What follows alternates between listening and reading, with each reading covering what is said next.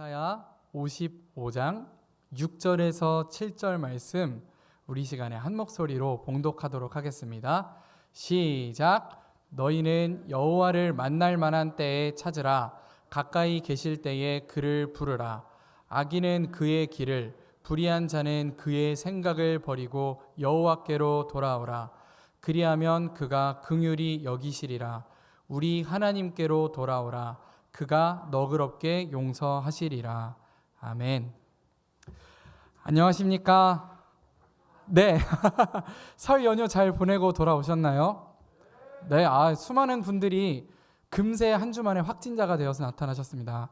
너무 반갑고요. 저도 많이 뱃살이 늘어서 돌아왔습니다. 네. 한 주만 못 봤을 뿐인데 이상하게 되게 오랜만에 보는 것 같은 느낌이 들어요. 여러분들도 그러시죠? 네, 감사합니다. 네, 지난주에 각자의 자리에서 예배 드리신 분들도 계시고 이 자리에 나오셔서 함께 예배 드린 분들도 계세요. 혹시나 못 들으신 분들을 위해서 제가 친절하게 지난주 말씀을 좀 요약 드려볼까 합니다. 굳이 할까 싶지만 굳이 필요합니다. 지난주 말씀 저희는 때를 따라 돕는 은혜라는 말씀으로 주제로 말씀을 나눴습니다. 간단하게 내용 요약을 해드리자면 이렇습니다. 우리가 힘들고 어려운 일이 있을 때마다 기도하면서 하나님께 도움을 구합니다. 그런데 대부분의 경우 그렇게 구할 때 우리에게는 원하는 게 정확하게 있어요. 내가 원하는 때, 내가 원하는 도움이 있게 마련입니다. 그런데 이게 그대로 이루어지고 기도응답이 되면 아무 상관이 없는데 문제는 대부분의 경우 우리가 기도한 대로 그대로 이루어지지 않는다는 겁니다. 그럴 때마다 하나님 지금 제 상황 아시잖아요. 지금 제가 힘든 거 아시면서도 어떻게 제 기도 응답을 들어주지 않으실 수 있습니까? 원망하기도 하고 때로는 하나님을 탓하기도 합니다. 그런데요, 지난주 말씀을 보니까 하나님은 우리를 때를 따라 돕는 분이래요. 맞습니다. 우리가 하나님께 도움을 요청하시면 하나님은 반드시 우리를 도우십니다. 이거는 믿으시죠? 네, 하나님이 반드시 우리를 돕습니다. 그런데 다만 그 때와 그 내용은 우리의 생각과 조금 다를 수 있다는 것입니다. 한 해에 수확이 가장 풍요롭게 열리기 위해서는 가장 적절한 때에 가장 적절한 만큼의 비가 와야만 합니다. 그것을 정확하게 알고 있는 분은 하나님뿐입니다. 그러한 하나님께서 우리가 요청할 때, 우리가 도움을 요청할 때에 우리에게 가장 적절한 시기에 가장 적절한 도움을 주실 거라는 믿음을 우리가 갖는 우리가 되었으면 좋겠습니다. 그것이 바로 때를 따라 돕는 은혜를 고백하는 일입니다. 가장 적절한 시기와 가장 적절한 도움은 하나님께 있다라는 고백, 그것이 바로 때를 따라 돕는 은혜를 구하는 일입니다. 이렇게 지난주에 이야기를 했었는데요. 제 짧은 요약이 조금은 이해가 되시죠? 네, 고개를 많이 끄덕여 주셔서 감사하고요. 오늘은 또 다른 때를 이야기하려고 합니다. 지난주는 때를 따라 돕는 은혜라고 했는데요. 이번 주의 때는 무엇이냐면 하나님을 만날 만한 때입니다. 괜찮으시면 우리 한 목소리로 같이 해볼까요? 하나님을 만날 만한 때. 그렇습니다. 그런데 하나님을 만날 때라는 제목을 들으니까 그런 생각이 들죠. 하나님을 만날 때가 따로 있나요? 그냥 일상 가운데 하나님이 늘 함께 계시고 언제나 우리 곁에 계시는 거 아닌가요? 하나님이 만날 만한 때가 따로 있고 또 못 만날 때가 있는 건가요? 오늘 말씀은 그렇게 이야기를 하고 있습니다. 오늘 본문 말씀을 보면요, 하나님을 만날 특별한 때가 있다는 것 같습니다. 그게 무슨 이야기인지 이제 저와 함께 본문을 조금 더 깊이 들여다보시면서 알아가시면 좋겠습니다. 부디 이 시간 가운데 여러분들에게 필요한 하나님의 말씀이 전해지기를 간절히 소원합니다. 우리 함께 6절 말씀을 읽겠습니다. 6절 말씀, 저 빨간 글씨를 읽는 것은 아니고요. 다 같이 읽는데 빨간 글씨를 주목하여서 보시기를 바랍니다. 함께 읽겠습니다. 시작. 너희는 여호와를 만날 만한 때에 찾으라. 가까이 계실 때에 그를 부르라. 아멘. 오늘 우리가 읽은 성경 본문은 이사야서입니다. 근데 이사야서는요 되게 재밌는 특징이 있습니다. 여러분 기초 지식을 한번 여쭤보도록 할게요. 성경은 총 몇 권일까요? 60권이라고 얘기하시는 분도 있는 것 같은데요. 66권입니다. 맞습니다. 성경은 몇 권이라고요? 그렇습니다. 사실 너무 쉬운 걸 여쭤봤죠. 그러면 구약은 몇 권일까요? 그렇습니다. 39권, 신약은 27권, 39, 27 이렇게 외웠었죠. 맞습니다. 되게 재밌는 것은요. 이사야가 총 몇 장이게요? 66장입니다. 66장인데요. 1장부터 39장은요. 구약 권수와 똑같은 그 39장은요. 하나님의 이스라엘 백성에 대한 심판을 이야기하고 있습니다. 그리고 40장부터 66장까지 27장은요. 27장은요. 이스라엘 백성의 회복에 대해서 이야기하고 있습니다. 구조가 성경과 많이 비슷하지 않나요? 구약 성경은 심판에 대해서 이야기하고 신약 성경은 회복에 대해서 이야기하는 것처럼 그래서 이사야서에서는 별명이 있습니다. 작은 성경이라는 별명이 있어요. 구조가 굉장히 비슷하죠. 오늘 저희가 읽은 성경 본문, 오늘의 말씀의 본문은요 55장이었습니다. 그러면 이게 회복에 속할까요? 심판에 속할까요? 그렇죠. 회복입니다. 회복의 말씀에 속합니다. 너희는 여호와를 만날 만한 때에 찾으라 이렇게 이야기하고 있습니다. 그런데 사실 이 이야기를 듣는 지금 이 말씀을 듣고 있는 이스라엘 백성들은요 아주 기가 찹니다. 왜냐하면요 누가 봐도 여호와를 만날 만한 때가 아니기 때문입니다. 왜 그랬냐면요 이때는 이스라엘 백성들에게 어떤 때냐면요 모두가 포로로 잡혀가 있을 때입니다. 포로로 바벨론에 잡혀가서 오랜 시간 동안 포로 생활을 하고 힘들게 어렵게 살고 있는 때입니다. 심지어 그렇게 생활한 지 얼마 안 된 것도 아니고요. 시간이 꽤 흘렀습니다. 그래서 이미 다를 대로 달아버린 마음이에요. 하나님을 원망하기도 했었죠. 그런데 이제는 그 원망하는 마음마저 그냥 뒤로 넘어가 버렸습니다. 하나님을 찾으려고 했었죠. 하지만 모여서 하나님 앞에 예배한 지가 언젠데요.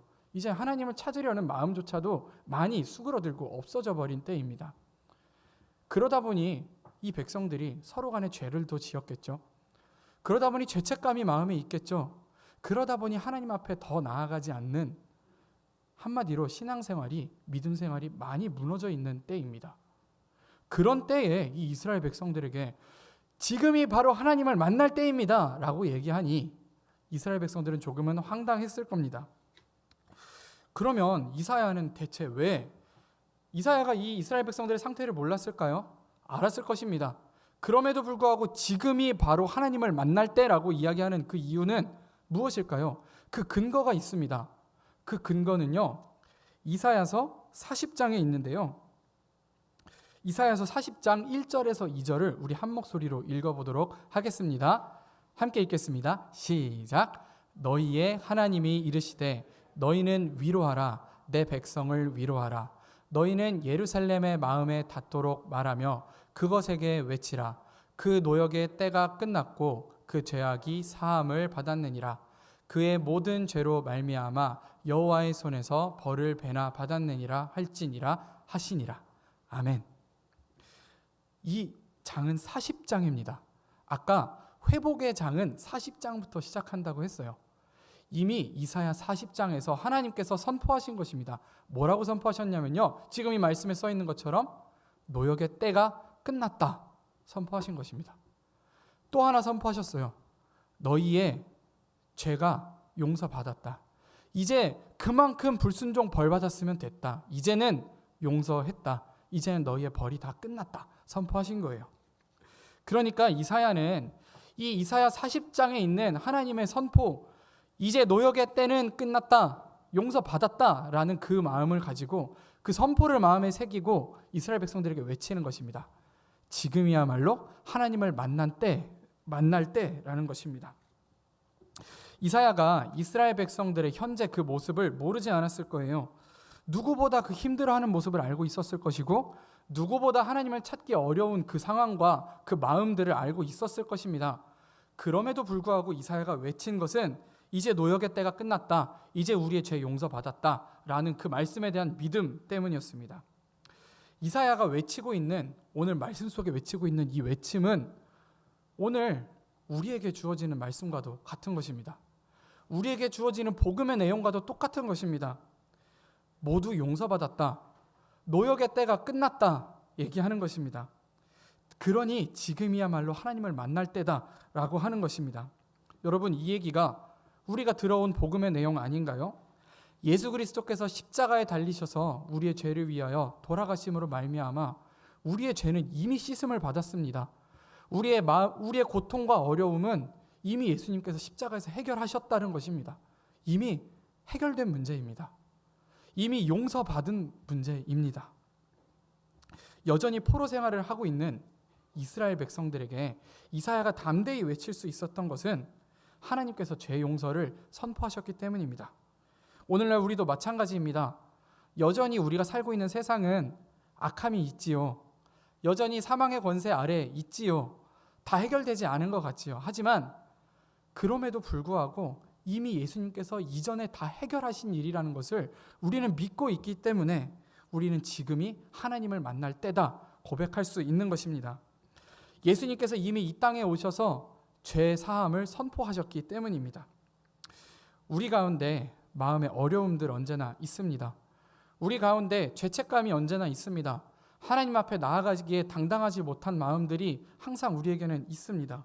그러나 지금이야말로 하나님을 만날 때입니다. 지금이야말로 하나님을 만나기에 가장 적절한 시기라고 오늘 말씀이 이야기하고 있는 것입니다. 만약에 계속해서 불순종한다면, 계속해서 하나님의 말씀을 듣지 않는다면 언젠가 이 구원의 문도 닫히게 되어 있다고 오늘 말씀이 이야기합니다. 그러니 더 늦기 전에, 우리가 더 하나님으로부터 멀어지기 전에 지금이야말로 가장 하나님을 만나야 하는 적절한 때입니다. 부디 바라기는 하나님을 만날 때인 오늘, 지금 하나님을 찾으시는 여러분들이 되시기를 간절히 소원합니다.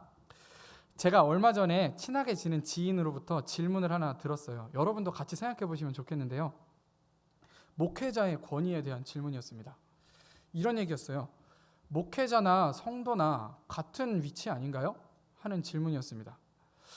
어떤 목회자가 저주권이 있다고 얘기하고 축복권이 있다고 이야기하고 자신의 그 말에 어떤 권세가 있다고 이야기하니까 저희 지인이 좀 마음에 부대꼈는 모양이에요. 그래서 저한테 와서 어떻게 생각하냐고, 목회자는 일반 성도랑 다를 게 없는 그냥 역할 아니냐, 이렇게 저한테 얘기했습니다. 여러분 어떻게 생각하십니까? 목회자의 권위가 특별히 있다고 생각하시나요? 목회자의 말에 특별한 권세가 있다고 생각하시나요? 참 어려운 문제죠. 저는 그 지인에게 이렇게 대답했습니다. 당신이 이해하고 있는 게 100% 맞습니다. 100% 맞습니다. 목회자라고 특별한 위치가 아닙니다. 특별한 권세가 있는 게 아닙니다. 구약시대만 하더라도요, 하나님을 찾기 위해서는요, 반드시 대제사장을 통해야 했습니다. 직접 하나님을 찾는 건 안 됐습니다. 죄를 용서를 구하고 싶어도 1년에 한 번 대제사장이 이스라엘 백성의 모든 죄를 가지고 속죄소 앞으로 나가서 하나님 앞에 대표로 기도해야만 했습니다. 우리가 직접 하나님께 죄송하다고 용서를 구할 수 없는 것이었습니다. 하나님을 찾는 일은요, 절대로 우리가 직접 할 수 있는 것이 아니라 대제사장을 통해서만, 제사장을 통해서만 할 수 있는 일이었습니다. 그런데 예수님께서 십자가를 지신 후에 완전히 바뀌어버렸죠. 예수님께서 십자가에 달려 돌아가실 때에, 숨을 거두실 그때에 여러분들도 다 잘 아시는 것처럼 속죄소의 휘장이 찢어졌습니다. 지성소의 휘장이 찢어졌습니다. 지금까지 제사장만 들어갈 수 있었던 그 위치가 이제는 커튼이 찢어짐으로써 우리 모두가 하나님을 직접 찾을 수 있는 위치가 된 것입니다. 누구나 하나님 앞에 나아갈 수 있습니다. 더 이상 누군가를 통하지 않아도 됩니다. 그것은 하나님의 백성으로서, 그리스도인으로서 우리가 갖고 있는 권리이자 의무입니다. 예수님께서 십자가에 자신의 생명을 다 바치시면서 피를 흘리시면서까지 우리에게 주셨던 권리이자 우리의 의무입니다. 제가 방금 권리이자 의무라고 말씀을 드렸는데요. 우리가 하나님을 직접 찾을 수 있다는 것은 우리의 권리이기도 하지만 다른 사람이 대신 찾아줄 수 없음을 의미하는 것이기도 합니다. 누군가를 통해서 하나님을 만나는 게 아닙니다.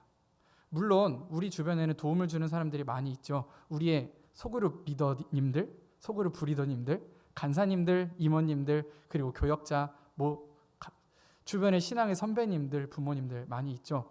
다 우리를 도우실 수 있습니다. 우리가 하나님에게로 나아가게끔 우리를 도우실 수는 있는 분들이시지만 그럼에도 불구하고 하나님을 찾는 것은 누구도 대신해 줄 수 없습니다. 세상에는 대신해 줄 수 없는 일들이 많이 있죠. 예를 들어서 자녀 잘 되라고 학원을 보내줄 수는 있습니다. 하지만 공부를 대신해 줄 수 있나요? 안 됩니다.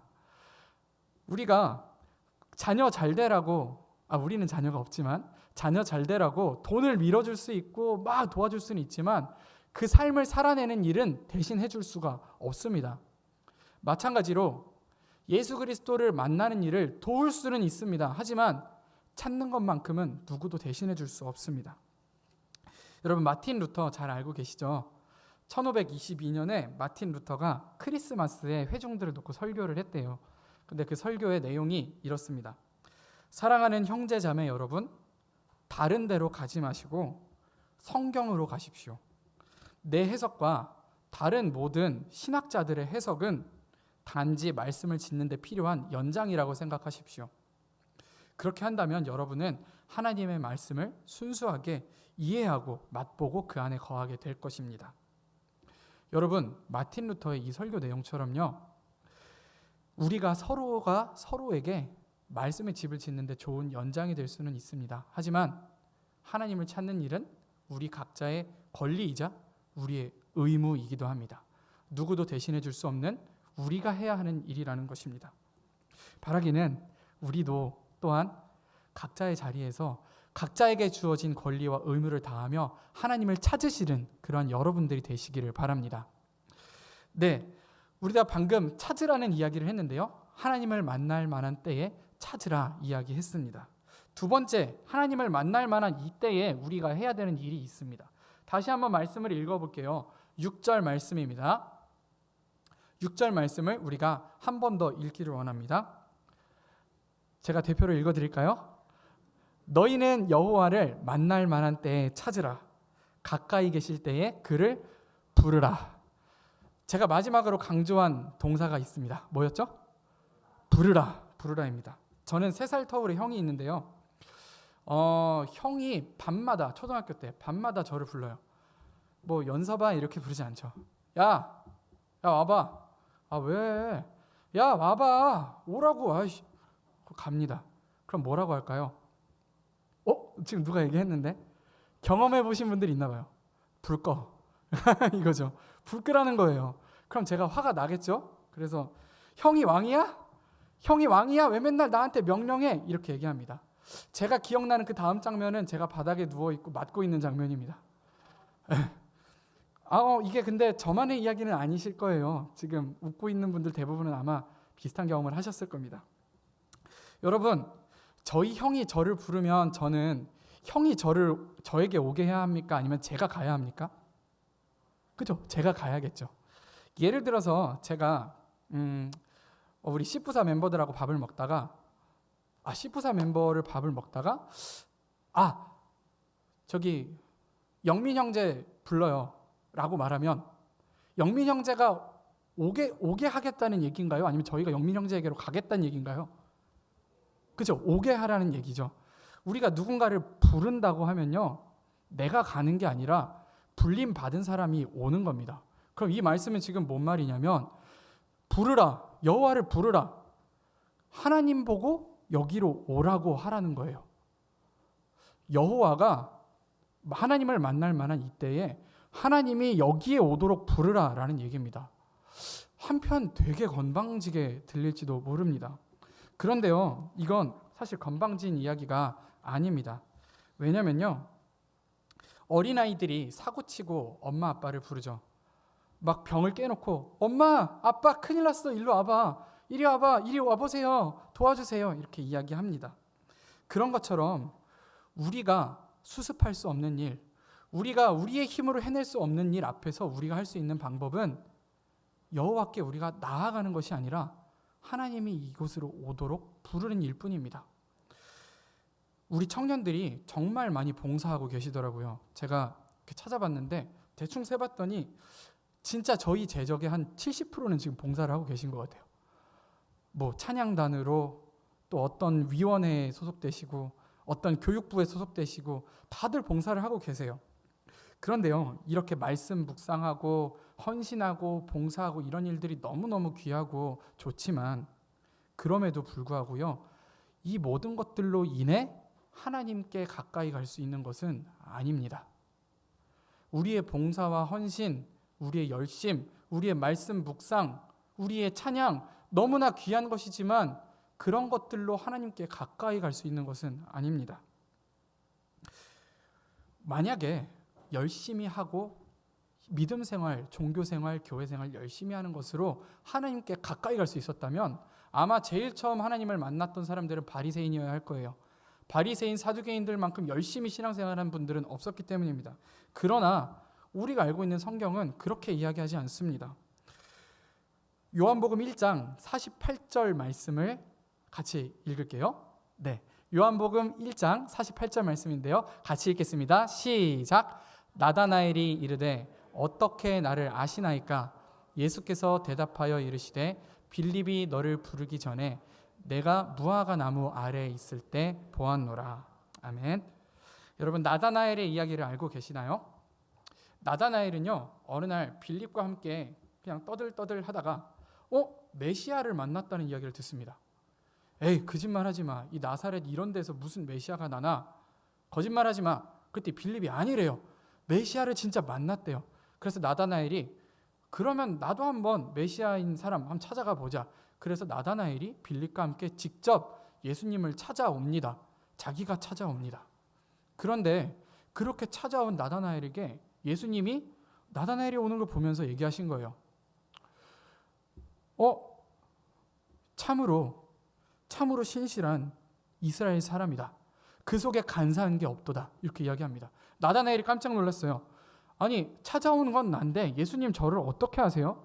그랬더니 예수님이 한 이야기가 무화과 나무 아래에 있을 때 이미 내가 너를 보았다. 이렇게 얘기합니다. 사랑하는 여러분, 빌립이 나다나엘이 예수님을 찾아왔다고 생각했습니다. 자기가 자기의 힘으로 궁금해서 예수 그리스도를 찾았다고 생각했지만 정말로 찾은 것은 예수님이 나다나엘을 먼저 찾은 것입니다. 우리가 우리의 헌신과 우리의 열심과 우리의 신앙의 열정으로 예수 그리스도를 우리가 택했다고 생각하지만 그렇지 않습니다. 우리를 먼저 택하신 것은 예수님입니다. 예수님께서 우리를 먼저 선택하셔서 우리를 은혜의 자리에 부르시고 우리를 예수님 가까이 부르셨기 때문에 우리가 하나님 곁으로 갈 수 있는 것입니다. 마가복음에는요, 시각장애인 바디메오 이야기가 또 한 번 나옵니다. 앞을 보지 못하니까 걸어가지도 못하겠죠? 그러니까 움직일 수도 없고 걸어 다닐 수도 없었겠죠. 그런데 어느 날 바디메오 가까이에 예수님이 오셨다는 얘기를 듣습니다. 그러자 바디메오가 고래고래 소리 지릅니다. 다윗의 자손 예수여, 나를 불쌍히 여기소서. 예수님이 가까이 왔다는 이야기를 듣고 고래고래 예수님을 부릅니다. 다윗의 자손 예수여, 나를 불쌍히 여기소서. 그렇게 고래고래 예수님을 부르자 예수님께서 바디메오의 눈을 낫게 해주셨고요. 바디메오는 그 이후로 눈을 뜨고 예수님을 따라다니는 자가 되었다는 이야기, 여러분들도 잘 알고 계실 것입니다. 바디메오에게 일어난 이 일이야말로 오늘날 우리에게 일어나야 할 일입니다. 때로는 우리의 힘으로 아무리 열심히 해도 예수님과 가까워질 수 없습니다. 하나님과 가까워질 수 없습니다. 이 정도면 가까워졌으면 좋겠는데 안 됩니다. 때로는 우리의 죄책감 때문에 하나님 앞에 나아갈 수가 없습니다. 그럴 때에 우리가 할 수 있는 일은요, 고래고래 소리 지르는 거예요. 예수님을 만날 만한 이때에 하나님 이곳에 와주세요. 제 힘으로 하나님께 나아갈 수 없으니 주님이 내 삶에 와주십시오 하고 고래고래 주님을 부르는 일입니다. 우리의 전 인격 가운데에, 우리의 삶 가운데, 우리의 마음 가운데, 우리의 영성 가운데 주님이 와주시옵소서 이렇게 부르짖는 것만이 우리가 할 수 있는 일입니다. 여러분, 우리의 노력과 열심으로는 하나님께 닿을 수 없어서 하나님께서 예수 그리스도의 몸으로 우리 가운데 오셨습니다. 그렇기 때문에 우리가 그분을 만날 수 있었던 것처럼 오늘 우리의 일상의 삶 가운데 하나님을 만날 만한 이때에 예수님을 초청하시는 여러분들이 되시기를 간절히 소원합니다. 마지막으로 또 한 가지가 있어요. 많죠? 마지막으로 또 한 가지가 있습니다. 말씀을 우리 한 번 더 읽을까요? 이번엔 6절에서 7절 말씀 한 번 더 띄워주실 수 있을까요? 네, 우리 7절 말씀을 한 목소리로 읽겠습니다. 시작. 악인은 그의 길을, 불의한 자는 그의 생각을 버리고 여호와께로 돌아오라. 그리하면 그가 긍휼히 여기시리라. 우리 하나님께로 돌아오라. 그가 너그럽게 용서하시리라. 아멘. 이번에도 강조한 동사가 하나 있었지요? 뭘까요? 돌아오라 였습니다. 돌아오라. 여러분, 돌아오라 라고 누구한테 이야기할 때는요, 전제가 하나 있습니다. 그 사람이 원래 여기 있었다는 거예요. 원래 여기에 있었기 때문에 돌아오라고 이야기하는 것입니다. 원래 여기에 있었던 사람이 지금 여기에 있지 않기 때문에 돌아오라고 이야기하는 것입니다. 말씀을 보니까 악인은 그의 길을 버리고 돌아오래요. 불의한 자는 그의 생각을 버리고 여호와께로 돌아오라고 합니다. 그런데 잘 보면 악인은 원래 하나님 곁에 있었던 사람이라는 것입니다. 불의한 자도 하나님이 기뻐하지 않는 어떤 계획을 가지고 있는 그 사람도 원래는 하나님 곁에 있었던 사람들이라는 것입니다. 여러분, 우리 신앙생활 어릴 때부터 해오셨잖아요. 혹은 최근에 새로 믿었더라도 우리가 하나님께 곁에 있었잖아요. 그런데 시간이 흐르다 보면 우리가 하나님의 길을 떠날 때가 있습니다. 그럴 때 우리는 쉽게 하나님 앞에 돌아가지 못합니다. 한 가지만 제 어릴 때 일을 한 가지 더 얘기해 드릴게요. 혹시 PDA 아시는 분 계신가요? 예, 아마 제 연배 분들은 다 아실 거예요. 모르신다고 격렬히 거부하고 계시지만 PDA라고 예전에 스마트폰 이전에 되게 좋은 기계가 하나 있었습니다. 제가 그걸 가지고 학교에 놀러 갔어요. 근데 제 친구가 그걸 빌려서 놀다가 그만 잃어버리고 말았습니다. 네, 당시에 30만 원짜리였는데요. 중학교 2학년한테 30만 원 되게 큰 돈이죠. 그런데 그 친구가 저한테 미안하다고 했다면 저는 화를 낼 마음이 없었습니다. 그런데 버디버디 쪽지를 씹더라고요. 제가 버디버디로 야, 내 거 잃어버렸지 했는데 대답을 안 하더라고요. 그리고 나서 정말 제 절친이었는데 6년지기 절친이었는데 그 이후로 절교해버리고 말았습니다. 그 친구가 제게 용서를 구하지 못했기 때문입니다. 여러분, 우리가 무언가 잘못했을 때 용서를 구하는 일은 정말 정말 어려운 일입니다. 내 자존심도 죽여야 되고요. 내가 잘못했음을 인정해야 되고요. 우리가 알지만, 해야 되는 건 알지만 쉽게 되는 일은 아닙니다. 그런데 오늘 말씀이 이야기하고 있어요. 이미 해결되었다고요.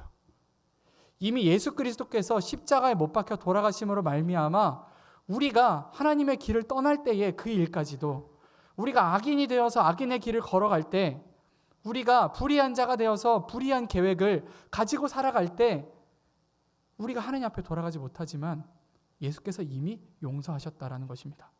그 용서하심을 믿고 우리는 돌아오라 라는 그 말씀대로 하나님 앞에 돌아가기만 하면 됩니다. 하나님이 기뻐하지 않는 삶을 살아갈지라도, 지금 나의 삶이 하나님으로부터 멀리 떨어져 있을지라도 걱정하지 마십시오. 예수님께서 이미 해결하셨습니다. 이제 다시 원래 우리가 있던 그 자리로 되돌아가기만 하면 됩니다. 그래서 오늘 말씀은 이야기하고 있습니다. 하나님을 만날 만한 때에 하나님을 직접 찾으라. 그리고 하나님을 부르라. 우리의 힘대로 되지 않더라도 하나님을 부르라. 그리고 하나님께 돌아가라. 이렇게 이야기하고 있습니다. 여러분, 이 모든 말씀을 하나님이 약속해 주셨습니다. 그런데 이 약속을 어떻게 우리가 하나님이 이행하실 거라고 믿을 수 있을까요? 간단합니다. 하늘에서 비가 내리면 그 비는 다시 하늘로 올라가지 않죠. 무조건 땅으로 떨어져서 대지를 축축하게 만들겠다는 그 목적을 달성하고야 맙니다. 오늘 이사야 말씀 우리 본문 뒤에 구절에는요, 그렇게 이야기하고 있습니다. 하나님의 말씀은 하늘에서 내리는 비와 눈과 같아서 한 번 내린 이후에는 반드시 그 목적을 달성한다는 것입니다. 때때로 우리가 살아갈 때에 여전히 이 세상에 악이 있는 것 같고, 여전히 나쁜 일들은 일어나고 하나님은 무능하신 것 같고, 그렇게 느껴질 때가 있습니다. 하지만 아닙니다. 하나님의 말씀은 반드시 그 목적을 달성하십니다. 전지전능하신 하나님이십니다. 말씀으로 오신 예수 그리스도께서 이미 십자가에서 그 목적을 달성하신 줄 믿습니다. 오늘 그 예수님을 의지하여서 여호와를 만날 만한 이때에 하나님을 찾으시고 하나님을 부르시고 하나님께 되돌아가시는 우리 보광중앙교회 청년부 모두와 또한 저 또한 될 줄로 믿습니다. 우리 이 시간 제가 기도하도록 하겠습니다. 사랑이 많으신 하나님, 저희의 부족함과 저희의 연약함을 모두 다 알고 계신 하나님을 믿습니다. 하나님의 말씀은 땅에 떨어지지 아니하고 반드시 그 목적을 달성하시는 줄로 믿습니다. 하나님, 저희가 주님을 찾기로 결단하며 주님을 내 삶으로 모시기를 부르기를 결단하며 주님께로 되돌아가기를 결단합니다. 오늘부터 살아가는 이 하루하루의 일상 가운데 주님께 더욱 가까이 갈 수 있는 저희가 될 수 있도록 주님 인도하여 주시옵소서. 예수님의 이름으로 기도드립니다. 아멘.